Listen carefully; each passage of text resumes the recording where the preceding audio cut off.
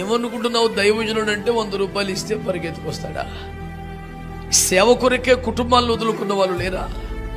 సేవ కొరకే ఆస్తిలో తమకొచ్చే వాటారు కాదనుకున్న వాళ్ళు లేరా?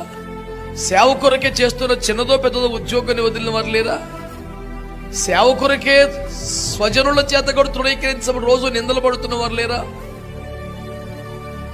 తమ కుటుంబాల్లో పెళ్లిళ్ల కన్నా సంఘ బిడ్డల యొక్క పుట్టినరోజును ఎక్కువగా భావించి అందరికీ దూరం అవుతున్న వాళ్ళు లేరా?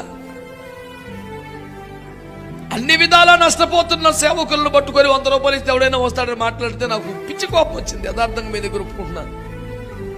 సేవకుడు కదా, నీ కోపం రాకూడదు కంటే సేవకుడు అయినందుకే వచ్చింది కోపం నాకు. సేవకులను ఆకర్షించే శరీర సంబంధ ప్రయత్నం నాకు అవి చూస్తేనే పిచ్చి కోపం వస్తుంది. మంచి భోజనము కలదని ఎవడనుకుంటున్నావురా దైవజనుడు అంటే? మంచి భోజనం అనగానే ఆరాటపడి వస్తాడు ఆవిడన్న సేవకుడు.